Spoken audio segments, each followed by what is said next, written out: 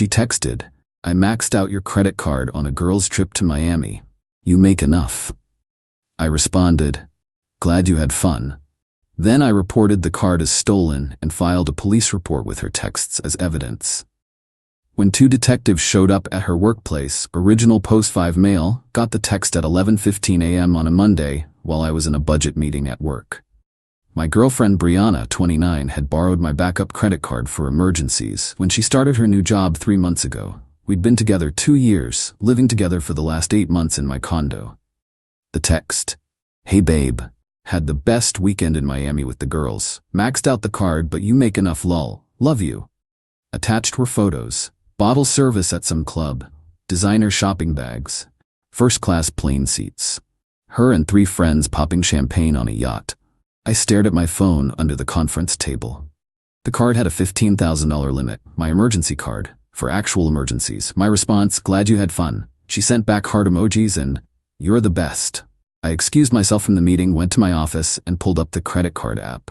$14,847.23 in charges over 3 days. Nobu Miami, Louis Vuitton, 4 Seasons hotel suite, yacht rental, Dom Perignon at multiple clubs. Here's the thing about Brianna.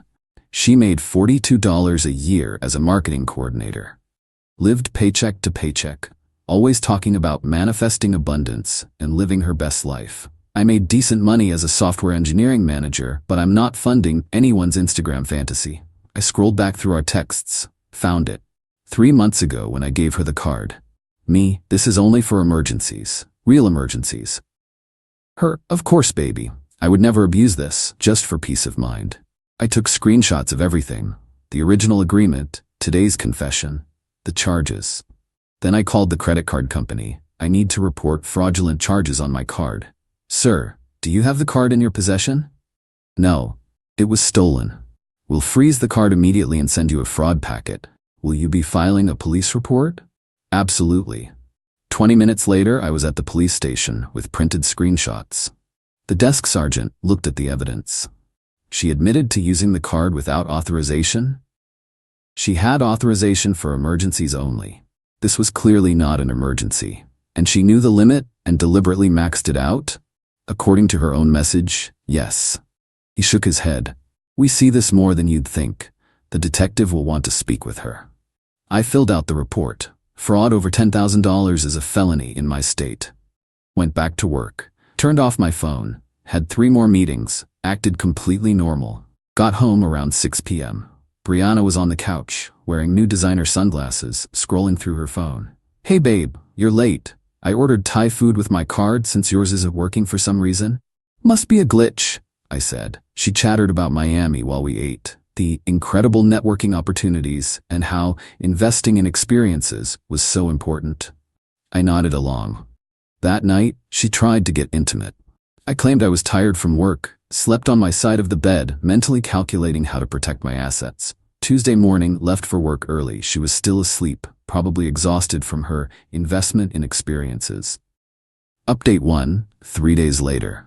The detectives moved faster than I expected. Thursday, 2 p.m., my phone exploded. 63 missed calls from Brianna. Texts ranging from, "What the hell? The police are here at my work. Are you serious right now? This has to be a mistake. Call me back now. I'm being arrested. This is insane over a little shopping." Then nothing for 2 hours. Then a call from an unknown number. "Is this Mr. Me?" "Yes. This is Monica, Brianna's friend. She's been arrested for credit card fraud. She said you need to drop the charges immediately." "I didn't press charges. I reported fraud. The state pressed charges. Over a credit card you gave her? Are you insane?" "I gave her a card for emergencies. She spent $15,000 on bottle service and designer bags. She's your girlfriend. Was. Past tense. You're seriously gonna ruin her life over money? You make 6 figures. And she makes $42,000 but spent $15,000 in a weekend. That's called theft." Monica went on a rant about how I was controlling, abusive, petty, and would die alone. I hung up. The calls started flooding in. Her mom, Deborah, her sister Alexis, friends I'd never even met, all with the same script. How could I do this? It's just money. I'm ruining her life. I need to fix this. My response to everyone: she stole $15,000 and admitted it in writing. This is a legal matter now. Got home to find Brianna's stuff still there but her car gone. She'd been released on her own recognizance but hadn't come home. That evening, Alexis showed up at my door with 2 guy friends, big dudes, trying to look intimidating. "We need to talk," she said. "No, we don't. You're trespassing. Leave now or I call the police." One of the guys stepped forward. "Just hear her out, man." I held up my phone, already recording. "I have cameras all over this building. You're on them right now. Leave, now." They exchanged looks and left, but not before Alexis said, "You have no idea who you're messing with." I deadbolted the door and called my lawyer buddy Tom. "I need a restraining order and an eviction notice drafted." "What's the lease situation?" "She's not on it. Month-to-month tenant at best. I'll have both ready tomorrow." That night I installed an extra door camera and changed my door code, moved her stuff into boxes in the living room, found a notebook while packing. She'd written manifestation goals on the cover. Inside, vacation to Miami, check. Get Brandon to pay off my student loans. My name is Brandon. Move into a luxury apartment. Convince B to propose by end of year. I photographed every page. Update 2, 1 week later. Brianna tried the emotional manipulation route hard. She showed up Sunday morning looking deliberately disheveled. No makeup, messy hair, sweatpants, crying before I even opened the door. "Please, Brandon, please, I'm sorry, I got carried away. I'll pay it all back." "How? You make $42 a year and have $30 in student loans. I'll get a second job. I'll sell my stuff. Please don't let them prosecute me. I could go to prison over a mistake." Stealing $15,000 isn't a mistake, it's a crime. "I didn't steal it. You gave me the card. For emergencies." "You knew that. You admitted knowing that in your text." She switched tactics. "I've been so depressed, the pressure from social media. Everyone's living these amazing lives and I just wanted to feel special for once. I think I need therapy, not jail." "You can get therapy. Jail has counselors. How can you be so cold? We lived together. We talked about marriage." "You talked about marriage, specifically about me proposing by year's end according to your manifestation journal." Her face went white. "You went through my stuff?" "While packing it. It's in boxes by the door. You have 72 hours to get it per the eviction notice." She lost it. Full screaming meltdown on my doorstep. "You're a monster, a petty, vindictive monster. I hope you die alone. No woman will ever love you." The neighbors came out. I stayed calm, recording everything on my phone. "Brianna, you need to leave. The restraining order paperwork is filed. If you don't leave, I'll call the police." "Call them. Tell them how you're ruining my life over nothing." Mrs. Patterson from next door piped up. "Honey, you just admitted to stealing his credit card on his doorstep camera. You should probably stop talking." Brianna spun around. "Mind your own business, you old bat." "Old bat who used to be a prosecutor," Mrs. Patterson said cheerfully. $15,000 in credit card fraud? That's prison time, sweetheart." Brianna ran to her car and peeled out. Monday brought the escalation. Her mom, Deborah, called my office, got through to my boss by claiming to be a client. "Your employee Brandon is destroying my daughter's life. He's vindictive and abusive." My boss called me in. I showed him the police report and texts. "Jesus, 15 grand in Miami? Is she insane?" "Apparently." "Take the day if you need to deal with this." "I'm good. Work keeps my mind off it." But Deborah wasn't done. She posted on the company's Facebook page, Google reviews everywhere. "Brandon last name is an abuser who preys on young women." HR had to get involved. I provided all documentation. They sent Deborah a cease and desist. Tuesday, Brianna's lawyer contacted me. Not a criminal lawyer, some personal injury ambulance chaser she found. "My client is willing to settle this matter civilly. She'll agree to pay back $5,000 over 2 years if you drop the criminal charges." I can't drop charges I didn't file. The state filed them based on her written confession. "You reported it because she stole $15,000. She's facing 5 to 10 years in prison." Should have thought about that before the yacht rental. "You're being unreasonable. She's young. She made a mistake. She's 29, not 19. And it wasn't a mistake. It was deliberate theft." He tried several more angles. I hung up. Wednesday, the real entertainment started. Brianna went on social media with her version of events. "My controlling ex-boyfriend is trying to destroy my life. I used a credit card he gave me and now he's having me arrested. This is what happens when you date insecure men who can't handle successful women living their dreams. Abuser, narcissistic abuse, toxic masculinity. The comments were mixed. Her friends rallied around her, but then someone asked, "How much did you charge?" She didn't answer. Someone else found the public arrest record. $15,000? Girl. The tide turned fast. People started calling her out. She deleted the post, but screenshots were already circulating.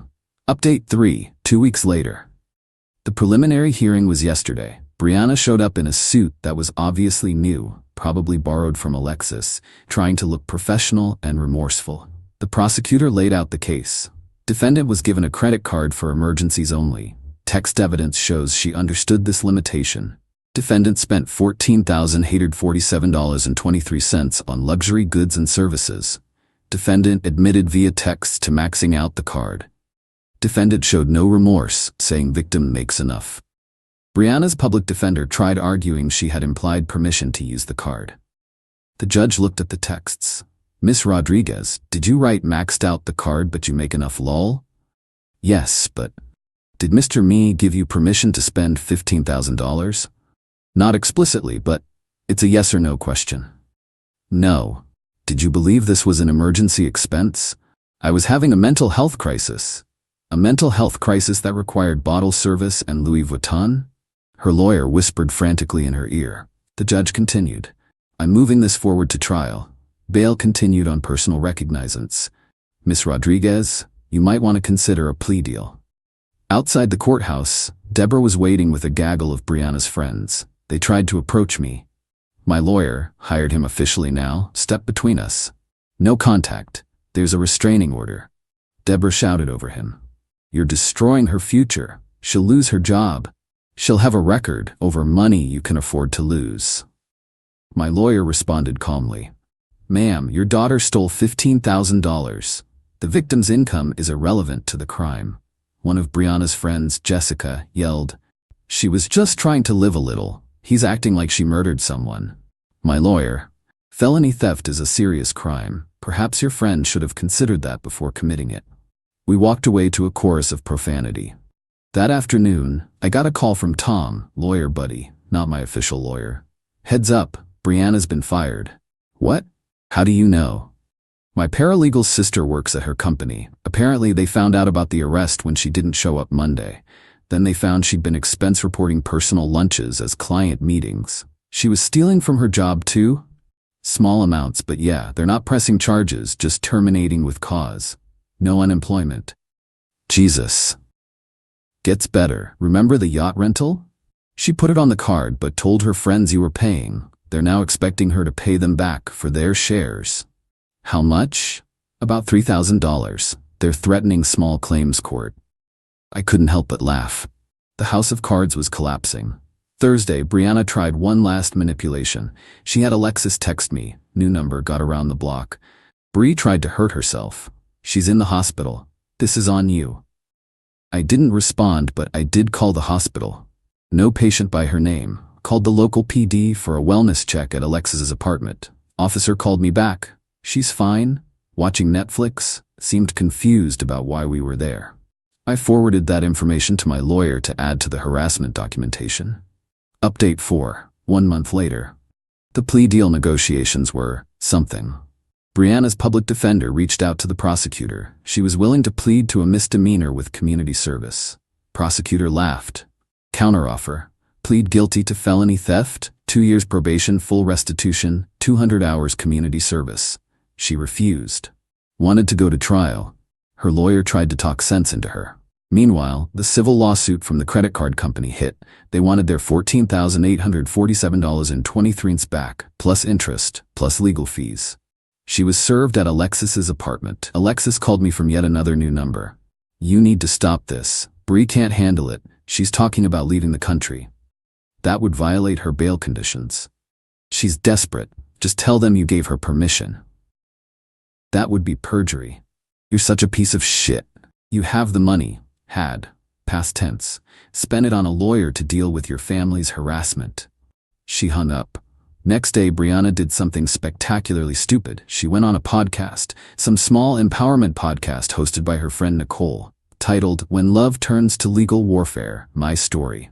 She told her version for 45 minutes, how I was controlling, how I financially abused her by making her feel bad about not earning as much, how the Miami trip was her reclaiming her power, how I was weaponizing the legal system. Then Nicole asked, "But did you have permission to use the card for the trip?" Brianna paused. "He gave me the card. That's permission. For anything." "Well," he said, "emergencies, but self-care is an emergency. Mental health is health." "So you didn't have explicit permission for the Miami trip?" "Nicole, whose side are you on? I'm just trying to understand. I'm done with this interview."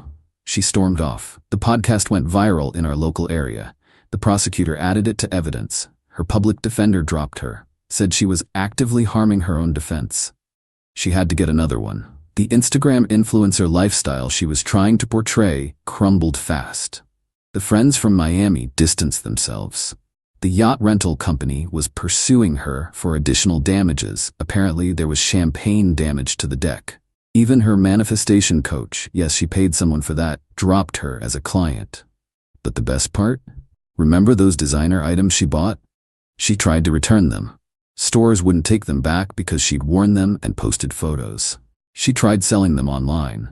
Listed a $3,000 Louis Vuitton bag for $2,800. Someone commented, "Isn't this the bag you stole with your ex's credit card?" The listing got reported and removed. Update 5, 6 weeks later, trial got scheduled for next month, but Brianna finally cracked. Her new lawyer, a tired-looking public defender named Mr. Fredericks, called mine. She wants to take the plea, any plea. She can't do this anymore. The final deal, guilty plea to felony theft, 3 years probation, $14,847.23 restitution to the credit card company, 300 hours community service, felony reduced to misdemeanor after successful completion of probation. She had to allocute, admit in detail what she did in court. Standing there in front of the judge, her family, and a half-full courtroom, she had to say, "I used a credit card that wasn't mine to make unauthorized purchases totaling $14,847.23. I knew I didn't have permission for these purchases. I did it anyway." The judge asked, "Do you understand you're pleading guilty to a felony?" "Yes." "Do you understand this will be on your record?" "Yes." "Do you understand you'll have to pay full restitution?" Her voice cracked. "Yes." The gavel came down. Convicted felon. Outside the courthouse, Deborah tried one more time. "I hope you're happy. You destroyed her life." "No, ma'am. She destroyed her own life. I just refused to let her destroy mine too." Brianna wouldn't even look at me. She was already on her phone, probably trying to figure out how to spin this for social media. The aftermath was swift. She couldn't get a job anywhere that ran background checks. Had to move back in with Deborah, set up a payment plan for restitution. Anthony, $200 a month for roughly 6 years. Started her community service at a local food bank. The friends from Miami sued her in small claims court and won. Another $3K she owed. The yacht rental company got a judgment against her for $5 in damages. Her Instagram went from 10K followers to 2K. Then she made it private, then deleted it entirely. Final update, 3 months later. I thought I was done updating, but the final chapter is too perfect not to share. Last week, I got a notification that someone tried to use my information to open a new credit card. Yeah, she tried it again. This time she apparently had gotten hold of an old pay stub from when we lived together and tried to use my SSN and income info to apply for a card in my name. The application was flagged because I'd frozen my credit after the initial incident. The credit card company called me to verify. I went straight to the police. Again, this violated her probation. Big time. Yesterday was her probation violation hearing. She tried to claim it was a misunderstanding, that she thought she was applying for her own card and accidentally used my information. The judge pulled up the application. She'd put her name as an authorized user on an account in my name. "Miss Rodriguez, you're asking this court to believe that you accidentally memorized your ex-boyfriend's social security number and accidentally entered his annual income instead of yours?" I was confused. Confused? You listed his employer, his exact salary, his birth date. Her lawyer just shook his head. The judge revoked her probation, sentenced her to 18 months in minimum security prison. She'll serve probably 8 to 12 with good behavior. Deborah screamed. Alexis cried. Brianna fainted. Actually fainted. As court officers helped her up to take her into custody, she looked at me with pure hatred. You destroyed my life over money. The judge interjected. No, Miss Rodriguez, you destroyed your life over money. Money that wasn't yours. She was led away in handcuffs. Deborah followed me to the parking lot, keeping her legal distance but screaming. She made one mistake. 2 mistakes, I corrected. She tried to steal from me twice. $15,000 is nothing to you. It's not about the amount, it's about the principle. You have no principles, you're vindictive. I'm vindictive. Your daughter stole from me, got caught, faced consequences, and then tried to steal from me again. But I'm the bad guy? She had no response to that. Just stood there, crying and shaking. I got in my car and drove away. Felt nothing but relief. Tom called me later that evening. You know Alexis posted about you again? Don't care. She's calling you a class traitor for sending Brianna to prison. Class traitor? Her family has more money than mine. They just refuse to pay for Brianna's BS. Yeah, apparently Deborah has a healthy retirement fund, but wouldn't cover the restitution because Brianna needs to learn. Learn in prison, I guess. The truth is, I could have absorbed the $15,000 loss. It would have hurt, but I could have managed. But that was never the point. The point was that she felt entitled to steal from me because I made enough. She believed my success meant she could treat me like an ATM. And when caught, instead of showing remorse, she tried to manipulate, threaten, and harass me into compliance. Then she tried to steal from me again. My new girlfriend, yes, already, met her at a cybersecurity conference, asked if I felt guilty about Brianna going to prison. No, I feel guilty it took me 2 years to see who she really was. Would you do anything differently? Yeah. I'd have never given her the credit card in the first place. We're taking a trip to Costa Rica next month. Separate credit cards, separate rooms until we get more serious. Clear boundaries from day one. Brianna's friends still occasionally try to contact me through fake profiles. The messages range from calling me heartless to begging me to help with her commissary fund. I block them all. The credit card company sent me a letter. They're pursuing the criminal restitution through the court. I'll probably never see that money again, but that's fine. The $15,000 was worth the education. Expensive lesson, but learned. When someone shows you who they are, believe them. Entitlement doesn't go away, it escalates. You make enough is code for, I deserve your money. Never, ever give someone access to your finances unless you're married, and even then, be careful. Document everything. To those saying I went too far, she stole $15,000, admitted it, showed no remorse, and then tried to steal more while on probation.